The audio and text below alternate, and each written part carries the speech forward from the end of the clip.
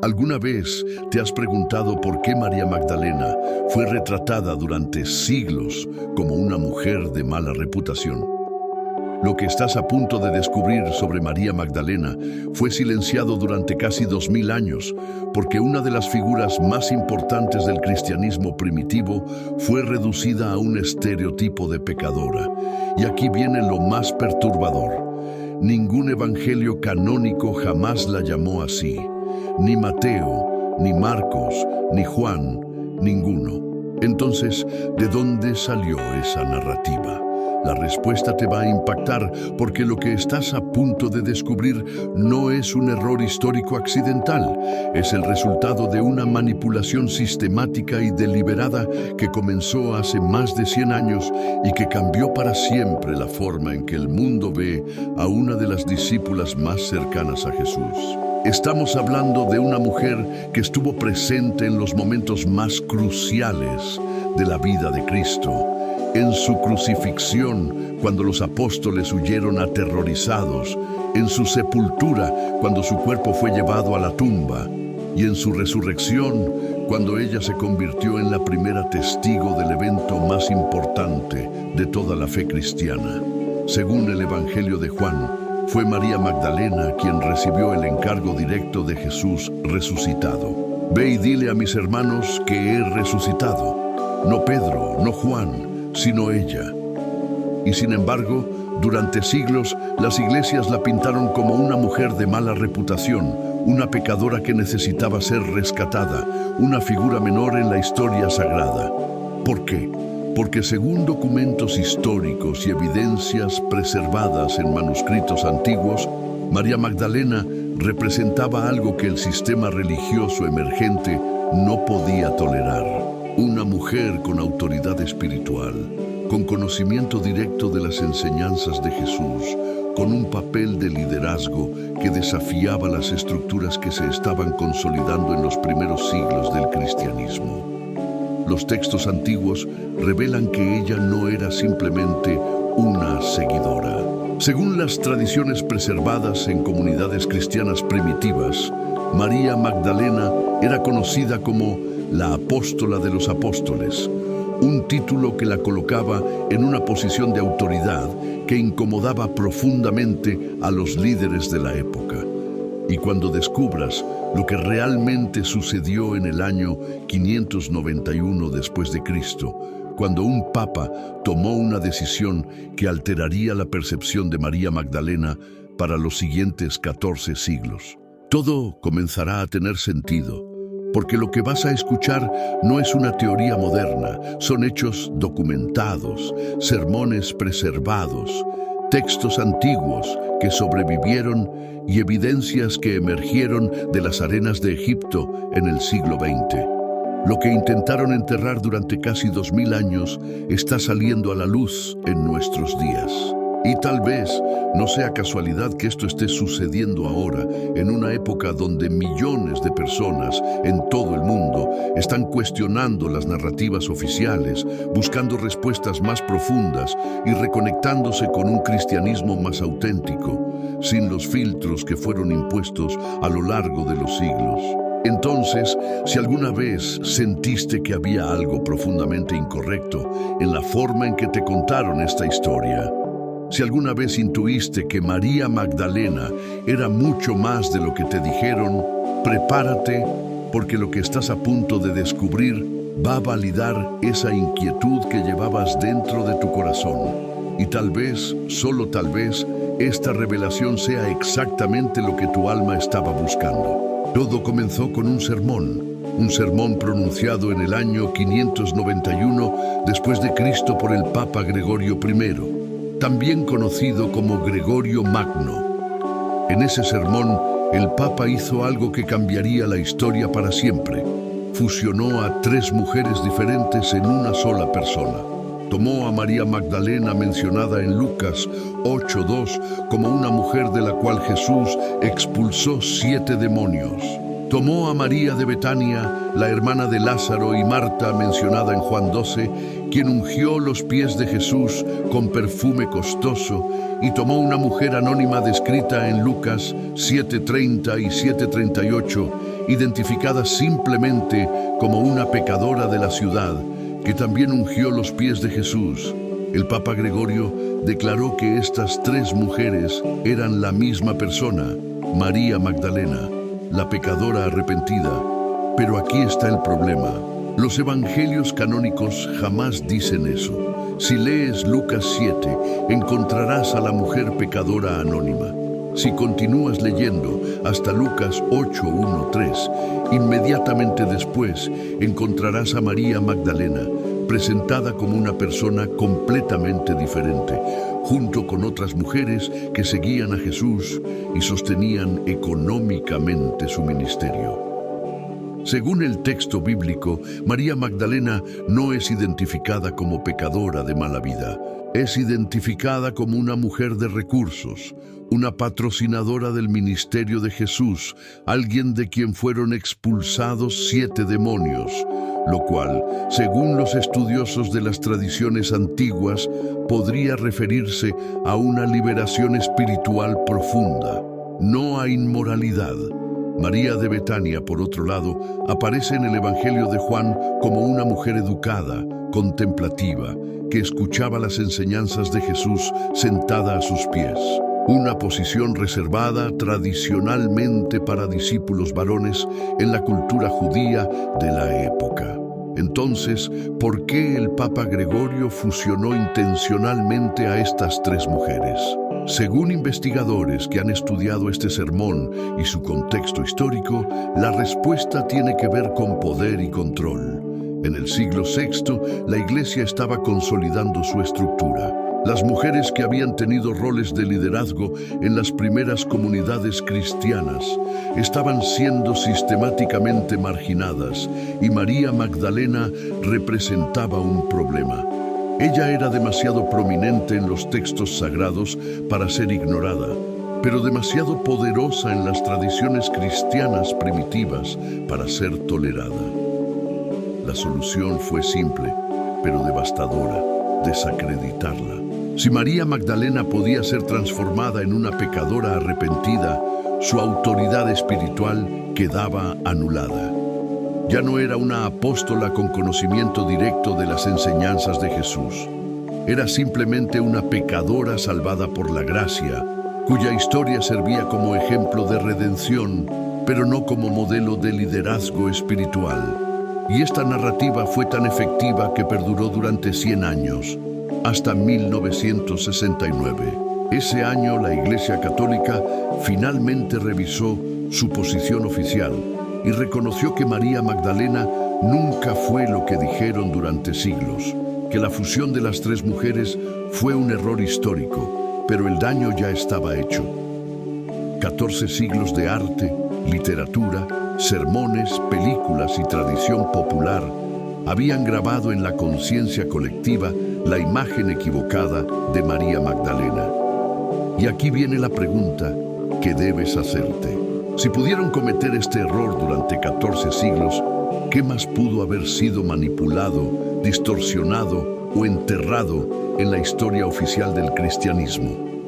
Ahora que hemos destruido la mentira, es momento de revelar la verdad. ¿Quién fue realmente María Magdalena? Si leemos los evangelios canónicos sin los prejuicios impuestos por siglos de manipulación, emerge un retrato completamente diferente.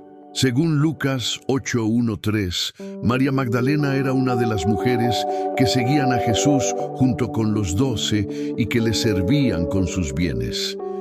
Esto es crucial. No era una seguidora marginal, era una patrocinadora económica del ministerio de Jesús en la cultura judía del siglo I. Esto indicaba que era una mujer de recursos, posiblemente viuda o independiente económicamente, con capacidad de sostener financieramente a un grupo itinerante de más de una docena de personas. No era una mendiga, no era una marginada social. Era una mujer con medios, con educación, con capacidad de tomar decisiones importantes según los evangelios. María Magdalena estuvo presente en los 3 momentos más cruciales de la historia cristiana. Primero, en la crucifixión, Mientras los apóstoles varones huyeron aterrorizados cuando arrestaron a Jesús, las mujeres se quedaron. Mateo 27:56, Marcos 15:41 y Juan 19:25 coinciden en ello. María Magdalena estuvo al pie de la cruz observando hasta el final, en una época donde ser identificado como seguidor de un crucificado podía significar tu propia muerte. Ella permaneció visible, valiente, fiel, segundo en la sepultura, según Mateo 27:61 y Marcos 15:47. María Magdalena observó dónde colocaban el cuerpo de Jesús. Ella sabía exactamente dónde encontrar la tumba. No fue casualidad que llegara allí el domingo por la mañana. Tercero y más importante, en la resurrección. Juan 20:11-18 relata el momento más extraordinario. María Magdalena es la primera persona que ve a Jesús resucitado, no Pedro, quien supuestamente era la roca sobre la cual se edificaría la iglesia. No Juan, el discípulo amado, fue María Magdalena. Y aquí viene el detalle que nunca se enfatiza. Jesús le da una misión específica. Según Juan 20:17, Jesús le dice: «Ve a mis hermanos y diles, subo a mi Padre y a vuestro Padre, a mi Dios y a vuestro Dios». Esto es técnicamente una comisión apostólica. Un apóstol, según la definición bíblica, es alguien que fue enviado con un mensaje directo de Jesús. María Magdalena cumple perfectamente esa definición. Por eso, las tradiciones cristianas más antiguas, preservadas en comunidades de Siria y Egipto, la llamaban Apostola Apostolorum, la apóstola de los apóstoles, porque ella fue quien anunció a los apóstoles que Jesús había resucitado. Sin su testimonio no habría cristianismo. Piénsalo. Si ella no hubiera ido esa mañana a la tumba, si no hubiera visto al resucitado, si no hubiera corrido a anunciar a los demás lo que había presenciado, ¿quién habría sido el primero en dar testimonio? Toda la fe cristiana depende del testimonio de una mujer que durante 14 siglos fue retratada de forma equivocada. Según los investigadores que han estudiado los manuscritos antiguos y las tradiciones preservadas en comunidades cristianas orientales, María Magdalena no solo era una testigo, era una maestra, una líder, una figura con autoridad espiritual reconocida en los primeros círculos cristianos. Y esto nos lleva a una pregunta inevitable. Si ella era tan importante, ¿por qué solo tenemos 4 menciones principales de ella en los evangelios canónicos? ¿Dónde están sus enseñanzas? ¿Dónde está su voz? ¿Dónde está su evangelio?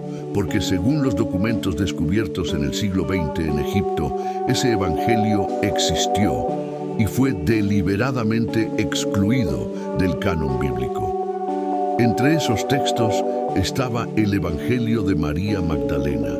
No era una copia completa, faltaban las páginas 1 a 6 y las páginas 11 a 14. Pero lo que sobrevivió es absolutamente revelador. Según este Evangelio, después de la resurrección, los discípulos están confundidos y atemorizados, no saben qué hacer. No entienden completamente las enseñanzas que Jesús les dio y es María Magdalena quien los consuela y les comparte enseñanzas privadas que Jesús les reveló. Pedro le pregunta: «Hermana, sabemos que el Salvador te amaba más que a las demás mujeres. Dinos las palabras del Salvador que recuerdas, porque no las hemos escuchado». Aquí está la bomba. Jesús le reveló a María enseñanzas que no compartió con los demás discípulos. Según el texto, María comienza a explicar una visión que tuvo. Enseñanzas sobre el ascenso del alma, sobre la naturaleza de la realidad espiritual, sobre cómo liberarse de las ataduras materiales. Pero entonces surge el conflicto. Andrés la interrumpe diciendo: «Estas enseñanzas me parecen extrañas. De verdad, el Salvador habló en privado con una mujer y no abiertamente con nosotros». Y luego viene Pedro con una de las líneas más reveladoras de todo el texto. ¿Acaso habló el Salvador con una mujer sin que lo supiéramos y no de manera abierta? Tenemos que cambiar nuestras costumbres y escuchar a esta mujer. ¿La prefirió a nosotros? Lee esa última pregunta de nuevo. ¿La prefirió a nosotros? Ahí está la herida del ego masculino, que no puede tolerar que una mujer tenga acceso a conocimiento espiritual superior. Según el Evangelio, María llora por el ataque de Pedro y entonces Leví, también conocido como Mateo, la defiende. Pedro siempre ha sido impetuoso. Ahora te veo atacándola como si fuera un adversario. Si el Salvador la hizo digna, ¿quién eres tú para rechazarla? Ciertamente el Salvador la conoce muy bien, por eso la amó más que a nosotros. Detente aquí un momento. Este no es un texto inventado en la Edad Media. Según los expertos en manuscritos antiguos que han datado este evangelio, fue escrito probablemente en el siglo II, potencialmente basado en tradiciones orales del siglo I. Es tan antiguo como algunos de los textos sí fueron incluidos en el canon bíblico. ¿Por qué fue excluido? Y ahora presta mucha atención a lo que voy a decirte, porque si no entiendes esto que viene, nunca comprenderás por qué tu vida espiritual se ha sentido vacía. ¿Por qué has rezado durante años y sentiste que algo faltaba? ¿Por qué las respuestas que te dieron nunca llenaron ese vacío en tu alma? Hay algo que no te han contado, algo tan importante que cambia absolutamente todo. Y está directamente relacionado con María Magdalena, con lo que ella representaba, con el mensaje que fue enterrado junto con su evangelio. Porque verás, no se trata solo de una mujer que fue difamada, se trata del mensaje mismo de Jesús, que fue transformado, manipulado, convertido en algo completamente diferente. Y si no descubres qué fue exactamente lo que cambiaron, vas a seguir buscando a Dios en los lugares equivocados. Vas a seguir esperando una salvación que nunca llega porque te enseñaron a buscarla donde no está. María Magdalena sabía dónde estaba. Jesús se lo enseñó directamente y por eso tuvo que ser silenciada. Porque si tú descubrieras lo que ella sabía, todo el sistema de control se derrumbaría y lo que viene ahora, lo que estoy a punto de revelarte, es exactamente eso. El secreto que María Magdalena guardaba. El secreto que justifica 2000 años de censura. Así que no te vayas porque esto cambia todo. Porque según los investigadores que han estudiado la formación del canon cristiano, este texto era inaceptable para las estructuras que se estaban consolidando en los siglos III y IV por varias razones.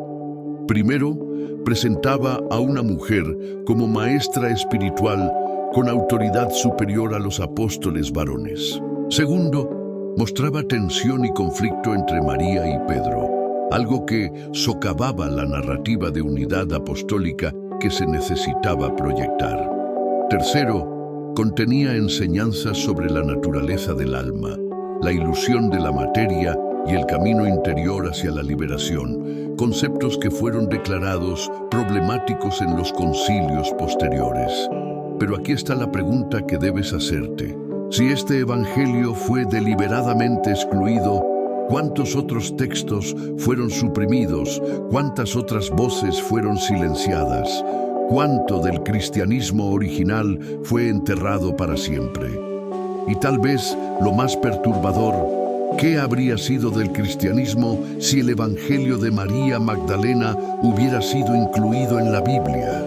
¿Cómo sería la iglesia hoy si durante 2000 años los cristianos hubieran leído sobre una mujer que enseñaba a los apóstoles, que recibía revelaciones privadas de Jesús, que era defendida por algunos discípulos contra los ataques de Pedro? Según las tradiciones preservadas en este texto, María no era simplemente una seguidora, era una iniciada en misterios espirituales profundos que los demás discípulos aún no comprendían, y eso era demasiado peligroso para el sistema que se estaba construyendo.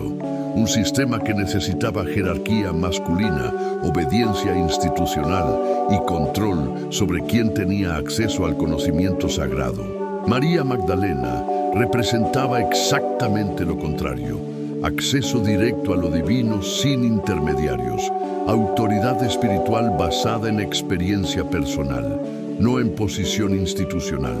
Por eso su evangelio tuvo que ser enterrado. Por eso su voz tuvo que ser silenciada.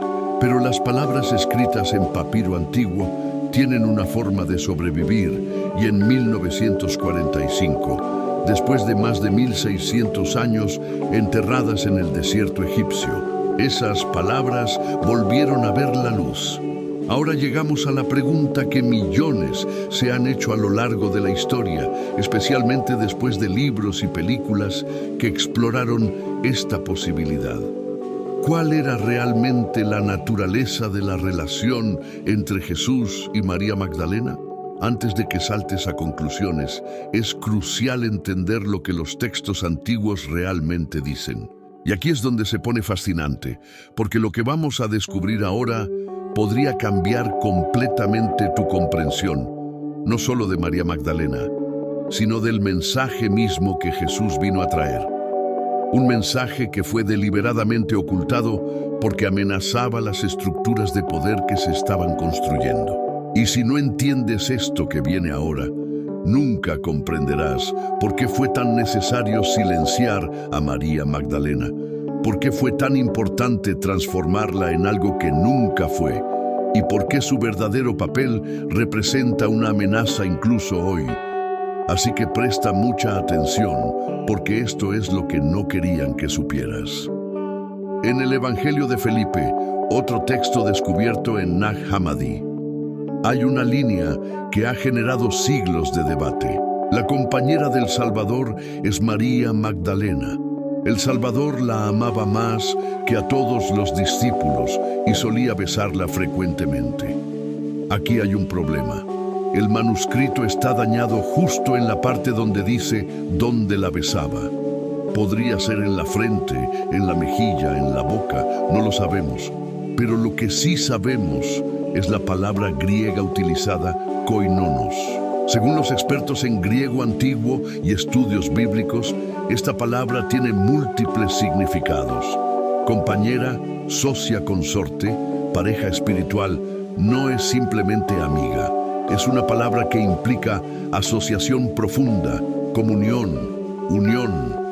En otros contextos del Nuevo Testamento, koinonos se usa para describir socios en el ministerio, personas que comparten una misión común, colaboradores espirituales. Entonces, ¿qué significaba en el contexto de Jesús y María?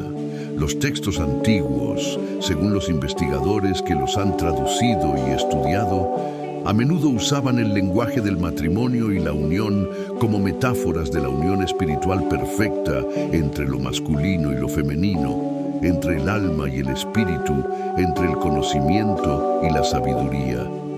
En la tradición, Sofía Sabiduría es una figura femenina divina, y María Magdalena, en muchos de estos textos, es vista como la encarnación humana de esa sabiduría. Según el Evangelio de Felipe, hay tres que caminan siempre con el Señor: María, su madre, María Magdalena, quien es llamada su compañera. Nota la estructura: madre, hermana, compañera. Tres arquetipos femeninos, tres relaciones sagradas. Era María Magdalena, la esposa de Jesús, en el sentido literal terrenal. Los evangelios canónicos no lo dicen explícitamente, pero tampoco dicen que no lo fuera. Y aquí está el detalle fascinante en la cultura judía del siglo I. Era extremadamente raro que un rabino de 30 años no estuviera casado. El matrimonio era considerado un mandamiento religioso. Un hombre no casado era visto con sospecha. Sin embargo, los evangelios canónicos nunca mencionan a una esposa de Jesús. ¿Por qué? Según algunos investigadores que han estudiado este silencio, hay dos posibilidades. Primera posibilidad: Jesús realmente no estaba casado, lo cual lo habría hecho extremadamente inusual para su época y cultura. Segunda posibilidad: Jesús sí estaba casado, pero esa información fue deliberadamente omitida o borrada de los textos que se convirtieron en el canon oficial. ¿Por qué borrarla? Porque según las tradiciones preservadas en textos como el Evangelio de Felipe, si Jesús y María eran compañeros en el sentido más profundo, ya sea espiritual, matrimonial o ambos, eso significaba que una mujer tenía acceso íntimo al conocimiento más profundo del Salvador, y eso era inaceptable para una iglesia que en el siglo III y IV estaba sistemáticamente excluyendo a las mujeres del liderazgo, de la enseñanza del sacerdocio. Pablo ya había escrito en 1 Corintios 14:34, las mujeres guarden silencio en las iglesias.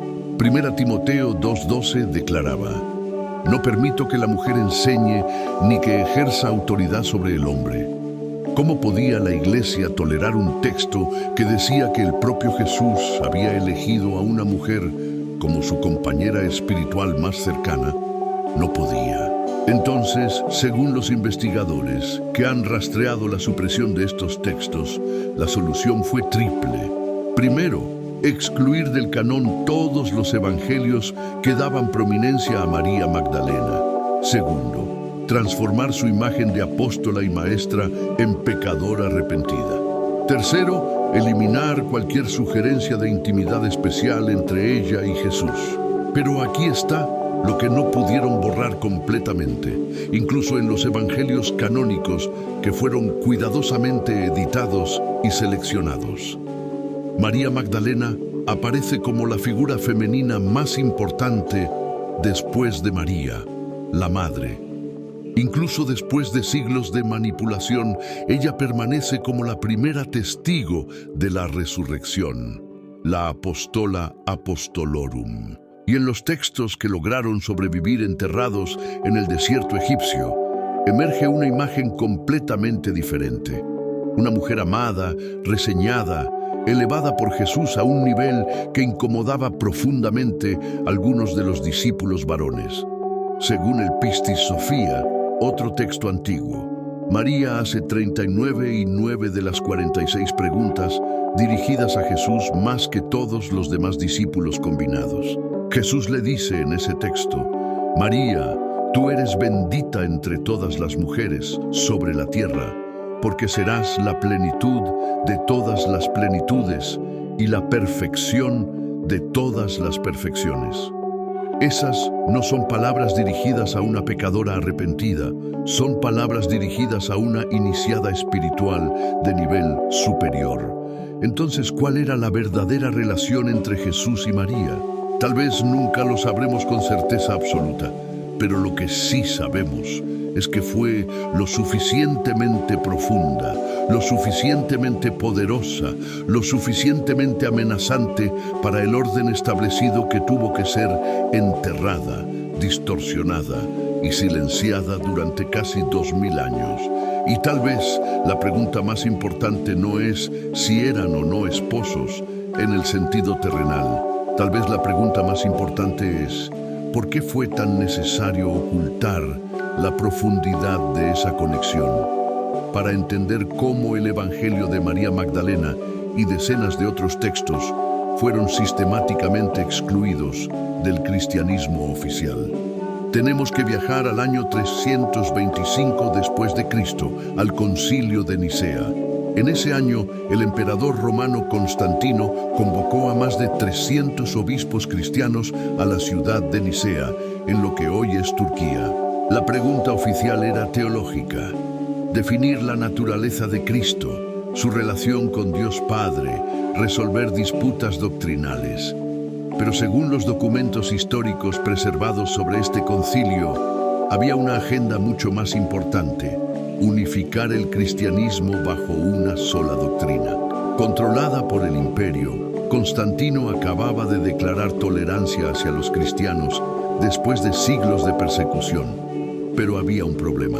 El cristianismo de principios del siglo II no era una religión unificada. Era un mosaico de comunidades, tradiciones, textos, interpretaciones diferentes. Había cristianos que creían en el conocimiento interior directo. Había cristianos judíos que seguían las leyes antiguas. Había cristianos que veneraban a María Magdalena como apóstola principal. Había comunidades lideradas por mujeres, había docenas de evangelios, Apocalipsis, Hechos de Apóstoles, cartas circulando en diferentes regiones. Y esto era caótico para un imperio que necesitaba control, jerarquía, uniformidad. Según los registros históricos del concilio, Constantino necesitaba que todos los cristianos creyeran lo mismo, rezaran lo mismo, siguieran la misma autoridad. Y para lograr eso, según los investigadores que han estudiado este proceso, fue necesario hacer varias cosas. Primero, definir una doctrina oficial y declarar heréticas todas las demás. Segundo, seleccionar qué textos serían considerados palabra de Dios y cuáles serían rechazados. Tercero, establecer una jerarquía con autoridad centralizada.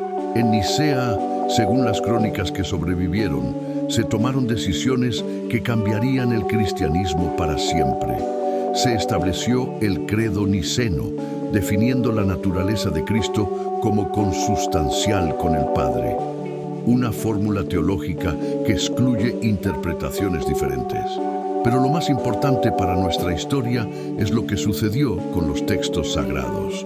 Aunque el proceso formal de canonización del Nuevo Testamento tomaría varias décadas más, según los investigadores que han estudiado los documentos de la época, en Nicea se establecieron los criterios para determinar qué textos serían considerados inspirados por Dios y cuáles serían rechazados.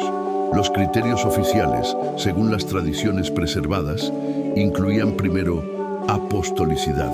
El texto debía atribuirse a un apóstol o alguien cercano a los apóstoles. Segundo, ortodoxia. El texto debía concordar con la doctrina que ahora se consideraba correcta. Tercero, uso universal. El texto debía ser ampliamente aceptado en las iglesias principales, pero aquí está el problema que los estudiosos contemporáneos han señalado. Estos criterios eran circulares. ¿Cómo determinar qué es ortodoxo si aún se está definiendo la ortodoxia? ¿Cómo medir el uso universal si comunidades enteras que usaban ciertos textos estaban siendo declaradas heréticas? Según las evidencias documentales, el proceso real de selección fue mucho más basado en conveniencia que en inspiración divina. Los textos que empoderaban a mujeres fueron sistemáticamente rechazados. Los textos que enseñaban acceso directo a Dios sin intermediarios fueron declarados heréticos. Los textos que mostraban conflictos entre los apóstoles fueron considerados problemáticos. Y los textos que presentaban a María Magdalena como figura de autoridad espiritual fueron completamente excluidos. El Evangelio de María excluido, el Evangelio de Felipe, el Pistis Sophia excluido, el Diálogo del Salvador excluido, decenas de otros textos que circulaban en comunidades cristianas primitivas, todos excluidos y no solo excluidos. Según las ordenanzas imperiales posteriores, la posesión de estos textos heréticos se convirtió en un delito castigado con severas penas. Se ordenó la destrucción sistemática de estos manuscritos. Bibliotecas enteras fueron quemadas. Comunidades que se negaban a entregar sus textos fueron perseguidas. Por eso es tan extraordinario que algunos textos hayan sobrevivido. Alguien en algún lugar de Egipto en el siglo XIV, cuando las persecuciones contra estos textos se intensificaron, tomó una decisión valiente. En lugar de entregar sus libros sagrados para ser destruidos, los selló en una jarra de cerámica y los enterró en el desierto. Y allí permanecieron durante 16 años hasta 1945, hasta que Muhammad Ali al-Aman encontró esa jarra cavando en busca de fertilizante. Esos textos Sobrevivieron porque alguien se negó a dejar que fueran borrados de la historia. Alguien consideró que esas palabras eran demasiado sagradas, demasiado importantes, demasiado verdaderas para permitir que el poder las destruyera. Y gracias a ese acto de resistencia anónimo, hoy podemos leer las palabras que intentaron enterrar para siempre. Palabras como estas del Evangelio de María no impongan ninguna regla más allá de lo que el Salvador determinó, ni den leyes como si fueran legisladores, para que no sean dominados por ellas. Puedes ver por qué este texto era peligroso. Estaba diciendo explícitamente: no permitan que instituciones religiosas creen reglas que no vienen del propio Jesús. No se dejen controlar por sistemas de poder que se interponen entre ustedes y lo divino. Ese mensaje era absolutamente incompatible con una iglesia que estaba construyendo exactamente eso: un sistema jerárquico de control, reglas intermediarios obligatorios entre los fieles y Dios. Entonces, según el análisis de los investigadores contemporáneos, la exclusión del Evangelio de María Magdalena no fue un error teológico, fue una decisión deliberada, una decisión que silenció la voz de una de las figuras más importantes del cristianismo primitivo y que dejó a millones de cristianos durante casi 2000 años sin conocer la verdadera dimensión del papel de María Magdalena en la historia sagrada.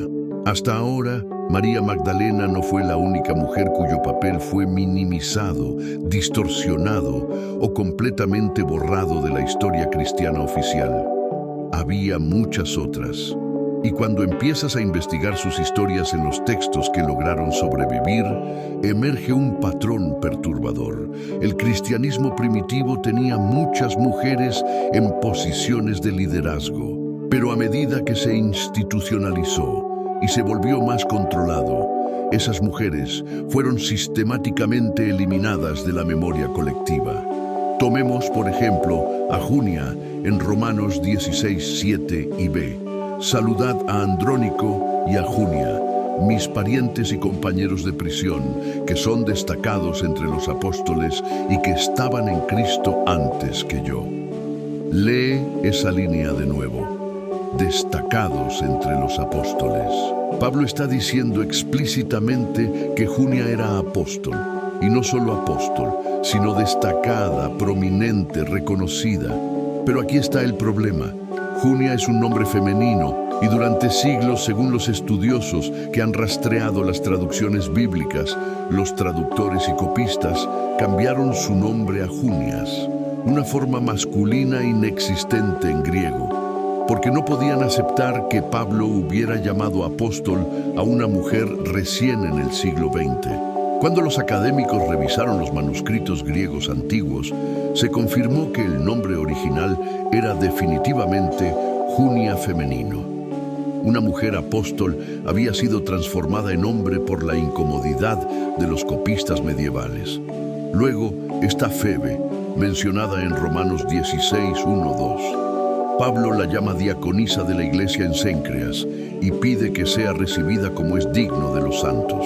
Según las tradiciones preservadas en los escritos antiguos, Febe, probablemente la portadora de la carta a los romanos, una de las epístolas más importantes del Nuevo Testamento. Eso significa que Pablo confiaba en ella, no solo como líder de iglesia, sino como su representante personal ante la comunidad cristiana de Roma. Sin embargo, durante siglos, según los investigadores, su título de diaconisa fue minimizado o traducido simplemente como sirvienta, ocultando su verdadero rol de liderazgo. ¿Y qué hay de Priscila? Mencionada 6 veces en el Nuevo Testamento, siempre junto con su esposo Aquila. Pero aquí está el detalle fascinante en 4 de esas 6 menciones. El nombre de Priscila aparece primero antes que el de su esposo en la cultura greco-romana, según los expertos en estudios bíblicos. Esto era extremadamente inusual y significativo. sugería que ella tenía mayor prominencia o autoridad en Hechos 18:26, cuando encuentran a Apolos enseñando con conocimiento incompleto del Evangelio. Son Priscila y Aquila quien lo llevaron aparte y le explicaron con mayor exactitud el camino de Dios, una mujer corrigiendo y enseñando a un maestro varón en el siglo I. Pero esta historia es raramente enfatizada en sermones o enseñanzas contemporáneas. También está María, la madre de Juan Marcos, en cuya casa se reunía la iglesia primitiva de Jerusalén, Hechos 12:12. No era simplemente una anfitriona. Según las tradiciones preservadas, ella lideraba esa comunidad y las 4 hijas de Felipe, mencionadas en Hechos 219, que eran profetisas reconocidas en la iglesia primitiva, profetisas, mujeres que hablaban en nombre de Dios, cuya autoridad espiritual era reconocida y respetada.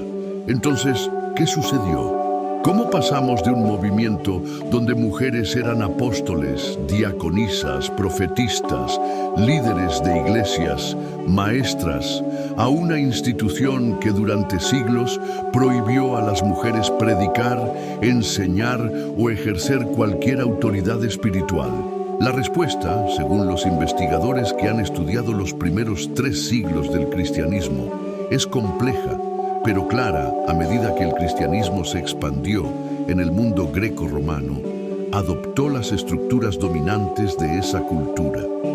A medida que se convirtió en religión oficial del Imperio Romano, necesitó jerarquías rígidas compatibles con el poder imperial. A medida que se institucionalizó, los líderes masculinos que controlaban las estructuras de poder no estaban dispuestos a compartir ese poder con mujeres. Entonces, según las evidencias documentales, ocurrió una supresión sistemática. Los textos que mostraban mujeres en liderazgo fueron marginados o excluidos. Los nombres femeninos en posiciones de autoridad fueron cambiados a masculinos. Los roles de las mujeres fueron reinterpretados como menos importantes y cualquier evangelio o texto que diera protagonismo a figuras femeninas, especialmente a María Magdalena, fue declarado herético y destruido. Pero la verdad tiene una forma de sobrevivir en las grietas de los manuscritos antiguos, en las tradiciones orales de comunidades marginales, en los textos enterrados en el desierto y en la intuición de millones de personas que siempre sintieron que había algo profundamente incorrecto en la exclusión sistemática de las mujeres de los roles de liderazgo espiritual. Los textos antiguos descubiertos en Nag Hammadi no solo incluían el Evangelio de María Magdalena, había varios otros documentos que la mencionaban en roles de prominencia y autoridad espiritual extraordinarios. Y cuando los lees juntos, emerge un retrato radicalmente diferente de María Magdalena que la tradición oficial nos presentó durante siglos. Tomemos el Pistis Sophia, uno de los textos más extensos que sobrevivieron. Este documento, preservado en un códice copto del siglo II, pero probablemente basado en tradiciones del siglo II, presenta diálogos entre Jesús resucitado y sus discípulos. Y aquí está lo asombroso. Según el conteo de los estudiosos que han analizado este texto, María Magdalena hace 39 de las 46 preguntas dirigidas a Jesús. 39 de 46. Eso significa que ella participa más que todos los demás discípulos combinados. Pedro hace 6 preguntas, Juan hace 1. Los demás apenas aparecen y las preguntas de María no son simples o superficiales según el texto. Son profundas investigaciones sobre la naturaleza de la realidad espiritual, el destino del alma, los misterios del cosmos, el camino de la salvación. Jesús responde a sus preguntas con enseñanzas extensas y complejas. Y en un momento dado, según el Pistis Sophia, Jesús le dice: María, tú eres bendita entre todas las mujeres sobre la tierra, porque serás la plenitud de todas las plenitudes y la perfección de todas las perfecciones. No son palabras dirigidas a una pecadora arrepentida, son palabras dirigidas a una iniciada espiritual de nivel superior, alguien que comprende los misterios más profundos, alguien que será la plenitud de todas las plenitudes. Pero hay más. En el Evangelio de Tomás, otro texto de Nag Hammadi que algunos académicos consideran tan antiguo como los evangelios canónicos. Hay un dicho final perturbador. Simón Pedro les dijo: que María se aleje de nosotros, porque las mujeres no son dignas de la vida. Jesús dijo: mira, yo la guiaré para hacerla varón, de modo que también ella se convierta en un espíritu viviente semejante a ustedes varones. Porque toda mujer que se haga varón entrará en el reino de los cielos. Este dicho ha generado enormes debates entre los estudiosos. ¿Qué significa hacerla varón? Según los investigadores que han estudiado el pensamiento de estos textos, esta frase debe entenderse en contexto simbólico no literal, en la cosmología de estos escritos, según las tradiciones preservadas. Lo masculino representaba el espíritu activo, lo divino, lo completo. Lo femenino representaba la materia pasiva, lo terrenal, lo incompleto. Cuando Jesús dice que hará a María varón, según esta interpretación, está diciendo que la elevará a un estado de plenitud espiritual que trascenderá las limitaciones de la existencia material. No es una declaración de que las mujeres biológicas son inferiores. Es una declaración de que María alcanzará un estado espiritual superior. Pero incluso esta interpretación revela la tensión que existía en las comunidades cristianas primitivas respecto al papel de las mujeres. Pedro, según este texto, quiere excluir a María. Jesús la defiende y la eleva. Este patrón se repite una y otra vez en los textos antiguos en el Diálogo del Salvador. Otro documento de Nag Hammadi. María es descrita como la mujer que conoció el todo, no una parte, no un fragmento. Según este texto, ella hizo observaciones que asombraron a los demás discípulos por su profundidad. En la Sofía de Jesucristo, María formula preguntas que revelan comprensión teológica avanzada en el Evangelio de los egipcios. Las tradiciones preservadas la asocian con Sofía, sabiduría, la figura femenina divina central en el pensamiento antiguo. Hay una conexión consistente en estos textos entre María Magdalena y Sofía, y esto es profundamente significativo. Según la teología preservada en estos documentos, Sofía es la sabiduría divina que descendió al mundo material para traer conocimiento y liberación a la humanidad. María Magdalena en estos textos es vista como la encarnación humana de esa sabiduría divina. Por eso Jesús la amaba más que a todos los discípulos. Según el Evangelio de Felipe, no era favoritismo personal, era reconocimiento de sabiduría espiritual. Por eso ella podía enseñar a los apóstoles después de la resurrección, según el Evangelio de María, porque tenía acceso a un nivel de conocimiento que ellos aún no habían alcanzado. Y por eso era tan amenazante para las estructuras que se estaban consolidando, o porque si una mujer podía ser la que conoció el todo, si una mujer podía ser la plenitud de todas las plenitudes, si una mujer podía enseñar a los apóstoles y formular las preguntas más profundas sobre los misterios divinos, entonces todas las justificaciones para excluir a las mujeres del liderazgo espiritual se derrumbaban. Por eso estos textos fueron declarados heréticos, por eso fueron perseguidos, quemados, enterrados, porque la imagen de María Magdalena que presentaban era incompatible con el cristianismo que se estaba construyendo.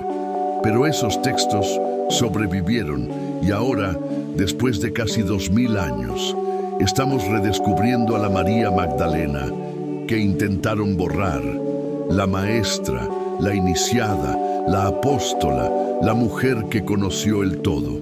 Ahora llegamos a una de las tradiciones más persistentes y fascinantes sobre María Magdalena. una tradición que no aparece en los evangelios canónicos ni en los textos antiguos, pero que ha sido preservada durante 2000 años en la memoria cultural de una región específica de Europa, la Provenza en el sur de Francia, según las leyendas preservadas en esta región después de la crucifixión y resurrección de Jesús. María Magdalena, junto con otras figuras del círculo íntimo de Cristo, tuvo que huir de Jerusalén. Las persecuciones con los seguidores de Jesús se intensificaban. El peligro era real e inmediato. Entonces, según estas tradiciones, María Magdalena embarcó en un viaje peligroso hacia el occidente. El relato tradicional cuenta que llegó a las costas de la Provenza, a un lugar que hoy se conoce como Sainte-Marie de la Mer, junto con otras mujeres del círculo de Jesús, María Salomé, María Jacobé y, según algunas versiones, Sara la egipcia. Esta historia históricamente verificable. Los investigadores académicos son escépticos. No hay documentación contemporánea que confirme el viaje. Pero aquí está lo fascinante. La tradición es antigua, persistente y está profundamente arraigada en la cultura de la región. La primera mención escrita que sobrevivió data del siglo IX, pero según los estudiosos de las tradiciones orales, las leyendas locales podrían ser mucho más antiguas. Y hay elementos en estas tradiciones que merecen atención seria. Según las leyendas provenzales, después de llegar a las costas francesas, María Magdalena se retiró a una gruta en las montañas de Sainte-Tebume. Allí, según el relato, vivió durante 33 años en contemplación, ayuno y oración. La gruta todavía existe. Está a unos 900 metros de altura, en un acantilado escarpado. Es un lugar de peregrinación que ha sido visitado por millones de personas durante siglos. Rey Paz, santos cruzados. Todos peregrinaron a esta gruta para honrar a María Magdalena, y en la ciudad cercana de Saint-Maximin, la Sainte-Baume, según las tradiciones locales, están preservadas las reliquias de María Magdalena, incluyendo su cráneo. En 1279, según los registros históricos, Carlos II de Anjou ordenó excavaciones en la cripta de la basílica. Se descubrió un sarcófago antiguo con inscripciones que identificaban los restos como pertenecientes a María Magdalena. Los huesos fueron examinados. El cráneo mostraba señales de haber sido preservado con técnicas compatibles con el siglo I. Prueba esto que María Magdalena realmente viajó a Francia.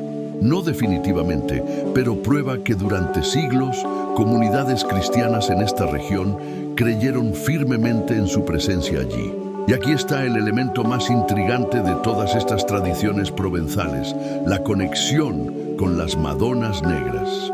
En toda la región de la Provenza y áreas circundantes, hay docenas de estatuas de vírgenes negras, figuras marianas con rostros y manos oscuros. Según algunos investigadores que han estudiado estas imágenes, muchas de estas Madonas negras no representan originalmente a María, la Madre de Jesús, sino a María Magdalena y la piel oscura. Según estas teorías, podría estar conectada con tradiciones antiguas que asociaban a María Magdalena con Egipto, con la sabiduría africana, con cultos mistéricos precristianos de diosas oscuras. Hay algo más en Sainte-Marie de la Mer, el lugar donde, según la tradición, María Magdalena llegó por primera vez a Francia. Hay una festividad anual cada 24 y 25 de mayo.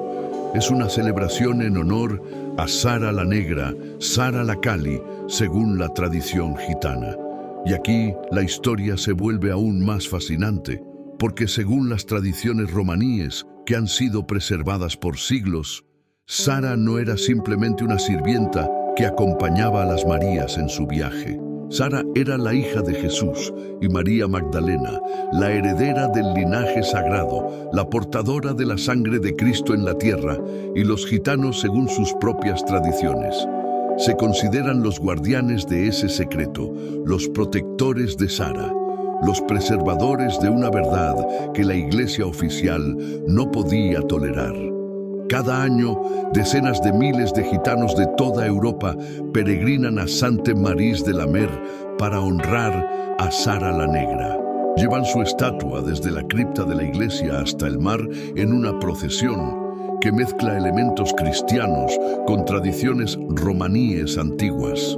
Y cuando ves esa devoción, esa persistencia de la tradición durante siglos, esa certeza inquebrantable de que están honrando a alguien de importancia sagrada suprema, tienes que preguntarte, ¿es posible que estas comunidades marginales, perseguidas durante siglos, hayan preservado una verdad que las instituciones poderosas intentaron enterrar? Es posible que en las tradiciones de los gitanos, los provenzales, los devotos de las Madonas Negras, haya fragmentos de una historia que fue deliberadamente borrada de los registros oficiales. No lo sabemos con certeza, pero lo que sí sabemos es que algo extraordinario sucedió en esta región de Francia. Algo tan poderoso que generó devociones que persisten hasta hoy, 2000 años después. Algo que conecta a María Magdalena, a Sara la Negra, a las Madonas oscuras, a los gitanos, a una cadena ininterrumpida de resistencia cultural contra la narrativa oficial y tal vez esa resistencia, esa preservación obstinada de tradiciones alternativas. Sea en sí misma una forma de testimonio, un testimonio de que la verdad, incluso cuando es enterrada, silenciada, perseguida, encuentra formas de sobrevivir en las leyendas, en las grutas, en las peregrinaciones anuales, en la memoria de los marginados, esperando el momento en que pueda emerger de nuevo a la luz.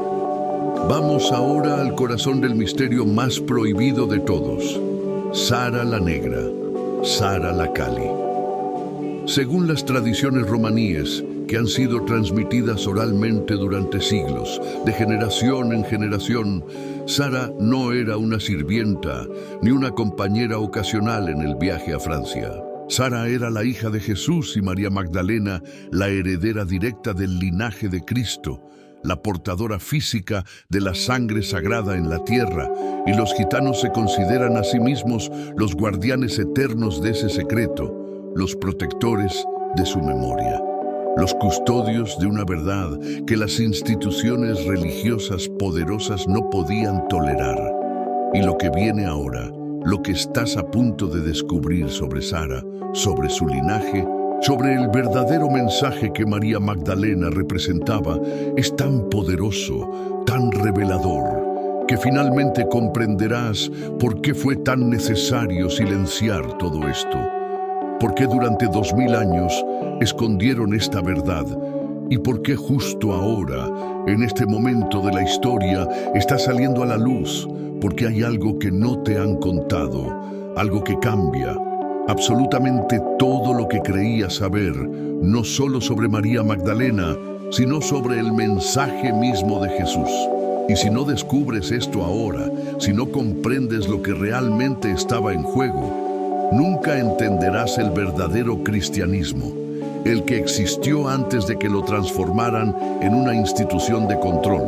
Así que no te vayas, porque esto que viene ahora es lo más importante de todo. ¿De dónde viene esta tradición? Es difícil rastrear orígenes precisos en culturas que transmiten sus conocimientos más sagrados oralmente, no por escrito. Pero lo que sabemos es que las comunidades romaníes han venerado a Sara la Cali con una devoción inquebrantable durante siglos. Cada año, el 24 y 25 de mayo, decenas de miles de gitanos de toda Europa convergen en el pequeño pueblo de Sainte-Marie de la Mer.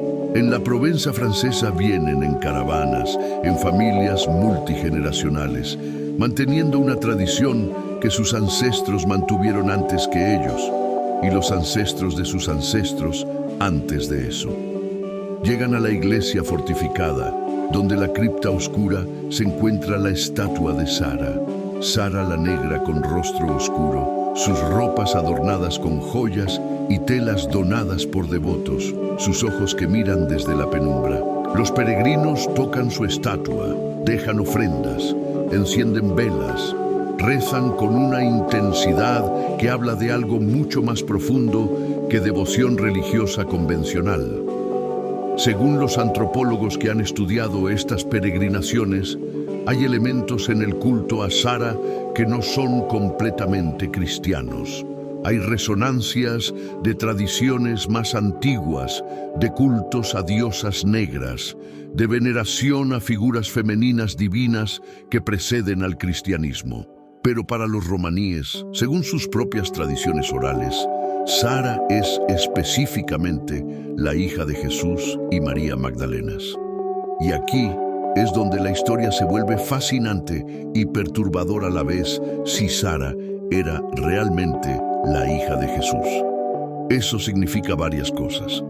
Primero, que Jesús tuvo descendencia biológica, que su linaje no terminó en la cruz, que hay herederos directos de su sangre que caminaron por la tierra. Segundo, que esa descendencia fue deliberadamente ocultada porque un heredero directo de Jesús representaría una amenaza a la autoridad basada en sucesión elegida, no en linaje sanguíneo. Tercero, que María Magdalena no solo era la compañera espiritual de Jesús, sino su esposa, en el sentido más completo de la palabra, y madre de su hija. Ahora, seamos claros sobre el estado académico de estas afirmaciones. No hay evidencia histórica definitiva que pruebe que Jesús y María Magdalena tuvieron una hija llamada Sara. Los evangelios canónicos no lo mencionan. Los evangelios descubiertos en Nadi no lo mencionan explícitamente. No hay documentos contemporáneos del siglo I que registren este hecho. Pero aquí está lo que también es cierto. La ausencia de evidencia no es evidencia de ausencia. Y hay varias razones por las cuales, si Jesús hubiera tenido descendencia, esa información habría sido deliberadamente suprimida. Según el análisis de investigadores que han estudiado la formación de las estructuras de poder, un heredero directo de Jesús habría representado un desafío fundamental a la estructura que se estaba construyendo si el cristianismo se basaba en la autoridad transmitida por elección divina a Pedro y los apóstoles. ¿Qué sucedía si había un heredero sanguíneo directo de Cristo? ¿Quién tendría más autoridad legítima? ¿El Papa, supuestamente sucesor de Pedro, o la descendencia directa de Jesús? Esta tensión habría sido insostenible para una iglesia que estaba construyendo su poder sobre jerarquías, no sobre linajes sanguíneos. Entonces, si existía descendencia de Jesús, según esta línea de razonamiento, tenía que ser negada, ocultada, perseguida si era necesario. Y aquí es donde las tradiciones romaníes se vuelven aún más significativas. Los gitanos han sido históricamente uno de los pueblos más perseguidos de Europa. Durante siglos fueron esclavizados, expulsados, masacrados. Durante el nazismo, entre 200.000 y 500.000 romaníes fueron asesinados en el Porrajmos, el intento de genocidio que es mucho menos conocido. Y sin embargo, a través de todas estas persecuciones, a través de todos estos intentos de destruir su cultura, los romaníes preservaron sus tradiciones, incluyendo su devoción a Sara la Negra, incluyendo su creencia de que son los guardianes del linaje sagrado de Cristo. ¿Por qué una comunidad preservaría durante siglos una tradición que solo les traía más persecución? ¿Por qué arriesgarían todo para mantener viva la memoria de Sara la Negra? Una posible respuesta, según algunos investigadores que han estudiado las tradiciones romaníes, es que creían que estaban protegiendo algo real, algo tan sagrado que ninguna persecución podía hacer que lo abandonaran, algo que daba sentido a su existencia como pueblo. Hay algo más en las tradiciones sobre Sara que merece atención. Según las leyendas preservadas en la Provenza, Sara tenía conocimientos especiales, dones espirituales, capacidad de curación, sabiduría que iba más allá de su edad. En otras palabras, según estas tradiciones, ella no era simplemente una descendiente biológica de Jesús. Era una heredera espiritual de sus poderes, de su conexión con lo divino, de su misión en la tierra, y si esto es verdad, o incluso si las comunidades que preservaron estas tradiciones creían que era verdad, entonces Sara representaba algo extraordinario, la continuación física y espiritual de la presencia de Cristo en el mundo, no a través de una iglesia institucional, no a través de jerarquías, sino a través de un linaje sanguíneo real, vivo, caminando entre la humanidad. Esto habría sido intolerable para las estructuras de poder religioso. Por eso, según esta línea de investigación, Sara tuvo que ser ocultada, su existencia negada, su madre transformada en pecadora para desacreditar cualquier sugerencia de que hubiera sido la esposa de Jesús y madre de su descendencia, y las comunidades que preservaron su memoria. Principalmente los romaníes fueron marginadas, perseguidas, consideradas heréticas, peligrosas, portadoras de conocimientos prohibidos. Pero a pesar de todo, la tradición sobrevivió cada 24 de mayo. La estatua de Sara es sacada de la cripta de la iglesia de Santes-Maries de la Mer. Los gitanos la cargan en procesión hacia el mar. La llevan hasta las olas, repitiendo simbólicamente su llegada a las costas de Francia hace 2000 años. Y mientras cantan, rezan, lloran, celebran, están haciendo algo profundamente subversivo. Están afirmando que existe una línea directa de conexión con lo divino, que no pasa por Roma, que no requiere permiso, que no necesita intermediarios institucionales.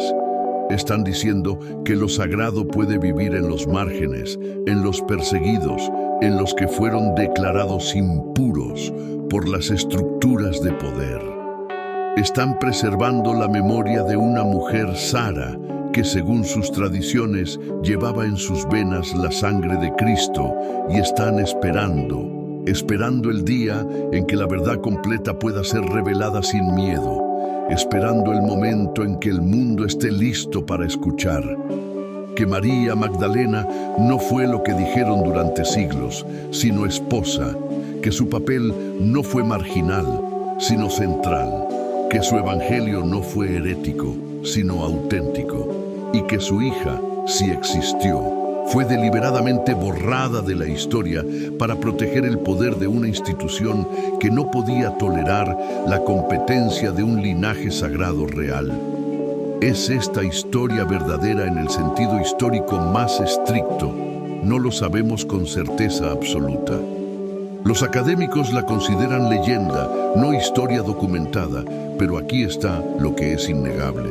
Millones de personas durante siglos han creído en esta tradición con una convicción que desafía la persecución. Han preservado esta memoria a través de generaciones, arriesgando sus vidas, manteniendo viva una llama que las autoridades religiosas intentaron apagar, y en una época donde estamos redescubriendo tantas verdades que fueron deliberadamente ocultadas. Desde los evangelios antiguos hasta el verdadero papel de María Magdalena como apóstola. Tal vez sea tiempo de preguntarnos, ¿qué más fue enterrado? ¿Qué otras verdades sobreviven en los márgenes, en las tradiciones de los perseguidos, en las memorias de comunidades que se negaron a olvidar? Y tal vez lo más importante, ¿estamos listos para escuchar? Ahora que hemos recorrido toda esta historia, desde la manipulación del Papa Gregorio en el siglo VI hasta las tradiciones ocultas sobre Sara la Negra, es momento de hacer la pregunta más importante de todas.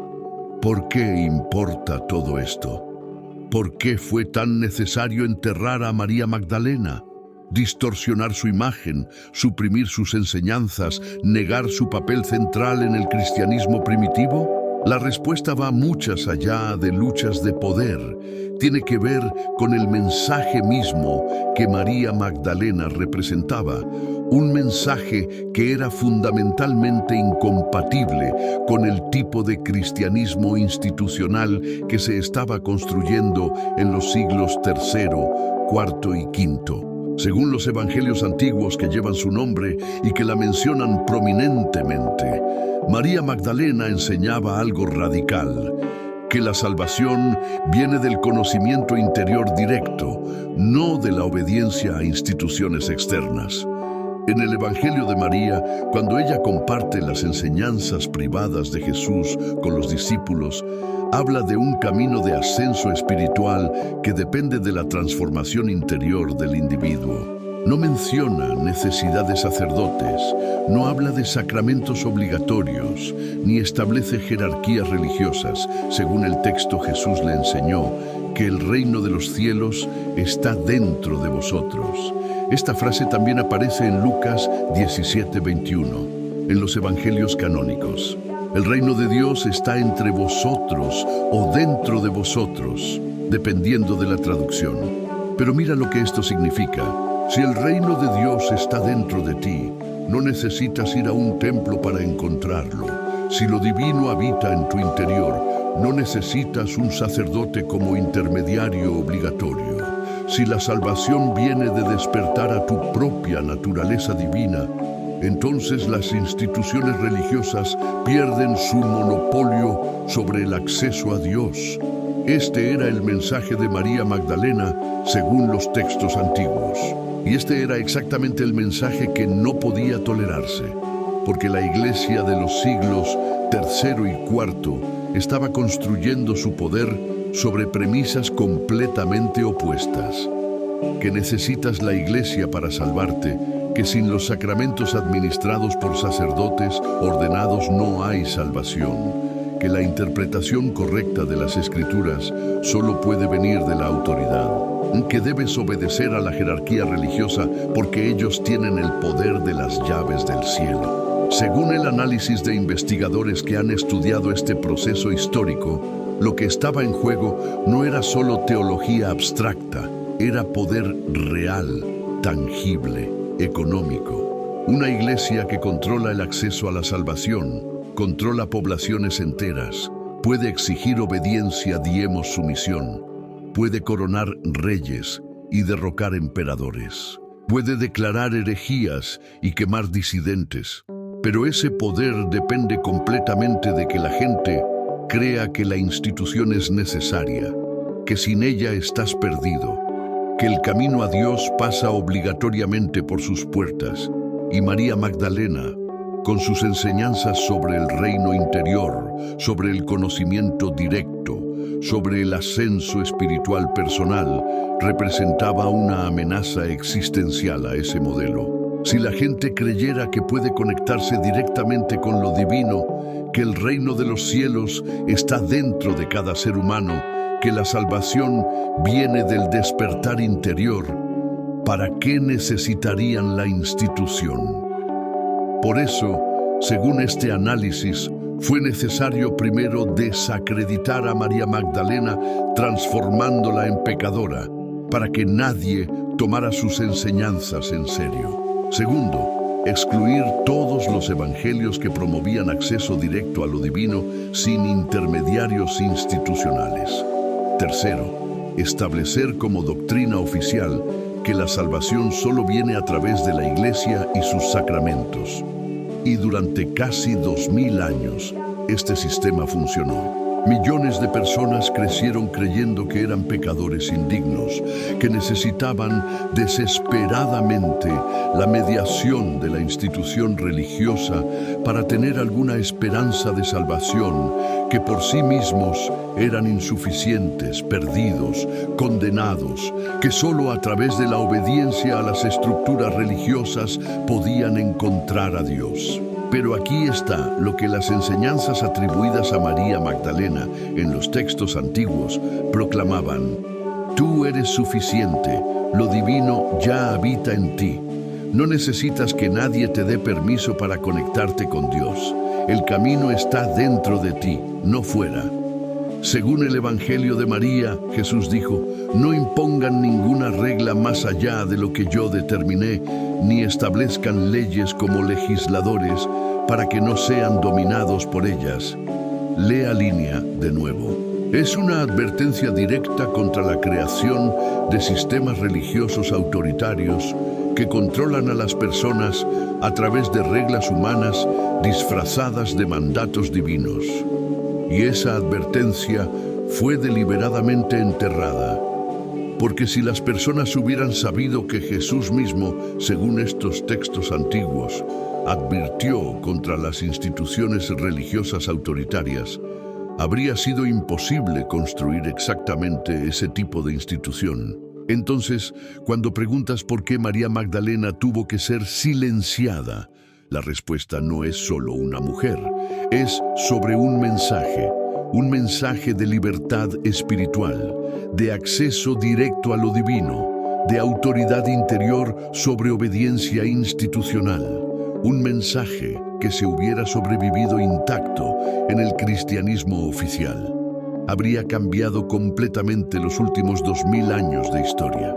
No habría habido Inquisición porque nadie habría tenido autoridad para declarar herejías y quemar disidentes. No habría habido venta de indulgencias porque nadie habría creído que una institución puede venderte el perdón de Dios. No habría habido guerras religiosas masivas porque nadie habría creído que matar en nombre de Dios complace a lo divino. Habría habido, según esta visión, un cristianismo completamente diferente. Uno basado en transformación interior, no en obediencia externa. Uno que empodera a cada individuo a encontrar lo divino dentro de sí mismo. Uno donde las mujeres tienen la misma autoridad espiritual que los hombres. Porque María Magdalena demostró que el género no es barrera para el conocimiento más profundo. Y tal vez, solo tal vez, estamos viviendo en el momento histórico donde ese mensaje puede finalmente ser recuperado, donde los textos enterrados en el desierto emergen de nuevo, donde la voz de María Magdalena puede ser escuchada, después de 2 milenios de silencio forzado, donde millones de personas están despertando a la verdad de que lo divino no está encerrado en instituciones humanas, sino que fluye libremente a través de cada alma que se abre a recibirlo. Y si eso te resuena en lo profundo de tu ser, si algo en tu corazón se agita al escuchar estas palabras, tal vez es porque siempre supiste esta verdad.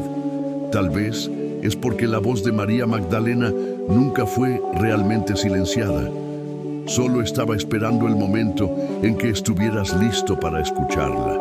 Hemos llegado al final de este viaje extraordinario, a través de una de las historias más censuradas del cristianismo. Pero en realidad no es un final, es un comienzo. Porque ahora que conoces la verdad sobre María Magdalena, ahora que has visto cómo fue deliberadamente transformada de apóstola en pecadora, de maestra en alguien que necesitaba ser rescatada, de compañera íntima de Jesús en figura marginal, tienes una decisión que tomar. Puedes ignorar todo lo que has escuchado. Puedes decir que son solo teorías, especulaciones, historias sin suficiente evidencia académica. Puedes volver a la comodidad de las narrativas oficiales que te han contado toda tu vida, o puedes hacer algo diferente. Puedes permitir que esta revelación te transforme. Puedes reconocer que tu intuición estaba correcta. Cuando sentías que algo no cuadraba en la historia oficial, o puedes aceptar que durante siglos te ocultaron verdades cruciales sobre los orígenes de tu fe. Y puedes decidir desde este momento buscar un camino más auténtico, porque eso es lo que María Magdalena representa en última instancia: autenticidad espiritual sin filtros institucionales, acceso directo a lo divino sin intermediarios obligatorios. La verdad de que el reino de los cielos está dentro de ti, no encerrado en estructuras de poder humanas durante casi 2000 años, según todo lo que hemos explorado. Esa verdad fue enterrada, declarada herética, perseguida, quemada, silenciada, pero nunca fue completamente destruida. Sobrevivió en los manuscritos enterrados en el desierto egipcio. Sobrevivió en las tradiciones de comunidades marginales como los romaníes. Sobrevivió en las peregrinaciones a las grutas de la Provenza. Sobrevivió en la devoción inquebrantable a Sara la Negra. Y sobrevivió en algo aún más profundo, en la intuición interior de millones de personas que siempre sintieron que había algo más, que las respuestas prefabricadas no satisfacían las preguntas reales de sus almas, que lo divino era más vasto, más misterioso, más accesible de lo que las instituciones les decían. Tú eres parte de ese despertar global. No es casualidad que estés viendo este vídeo en este momento de la historia. No es coincidencia que estos textos antiguos hayan sido descubiertos justo en nuestra época, cuando la humanidad está lista para escuchar verdades que hace siglos habrían sido imposibles de compartir. Estamos viviendo días proféticos, días donde lo oculto sale a la luz, donde los secretos enterrados emergen, donde las voces silenciadas pueden finalmente ser escuchadas. Y María Magdalena, la apóstola olvidada, la maestra silenciada, la compañera íntima de Jesús, está hablando de nuevo a través de los textos antiguos, a través de las tradiciones preservadas, a través de investigadores valientes que se atreven a cuestionar narrativas oficiales y a través de tu propio corazón, si estás dispuesto a escuchar. Entonces, ¿qué harás con esta revelación? La dejarás pasar como información interesante, pero irrelevante para tu vida, o permitirás que sea el catalizador de tu propio despertar espiritual. Porque eso es exactamente lo que estas verdades están destinadas a provocar.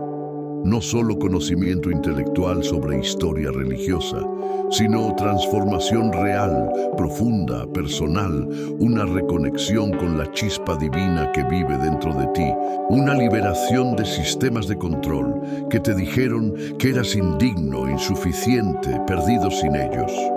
Un redescubrimiento del mensaje original de Jesús antes de que fuera filtrado, editado, manipulado por estructuras de poder. Y si sientes ese llamado resonando en tu interior, si algo en tu alma se agita al escuchar estas palabras, entonces tu despertar ya ha comenzado. No estás solo en este camino. Somos millones alrededor del mundo que estamos reclamando estas verdades olvidadas, que estamos honrando a María Magdalena, no como pecadora arrepentida, sino como la apóstola, la maestra, la portadora de sabiduría divina que siempre fue y que estamos construyendo un cristianismo más auténtico, más libre, más conectado con la esencia real de las enseñanzas de Jesús. Bienvenido al viaje de redescubrir verdades que permanecieron ocultas durante 2000 años. El camino apenas comienza, pero ya has dado el paso más importante.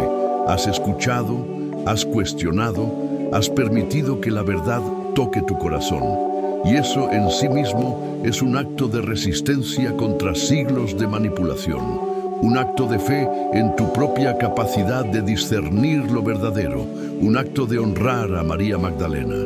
Finalmente, después de tantos siglos de silencio forzado, que su voz siga resonando a través de ti.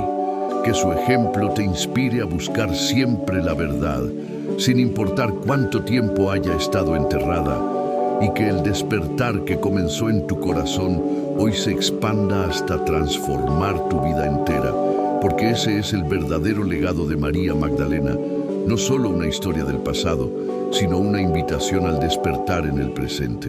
Si este mensaje tocó tu corazón, si algo resonó profundamente en tu interior, déjame un like en este vídeo, compártelo con alguien que necesite escuchar estas verdades y suscríbete al canal activando la campanita, porque vamos a seguir desentrañando misterios que han permanecido ocultos durante siglos, verdades que te van a dejar sin palabras.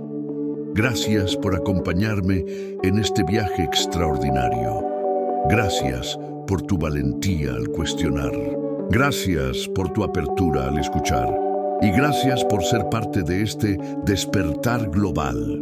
Nos encontraremos en el próximo video donde continuaremos excavando las verdades más profundas que la historia intentó enterrar. Hasta entonces, que la verdad, el discernimiento y la búsqueda sincera de Dios guíen tu camino.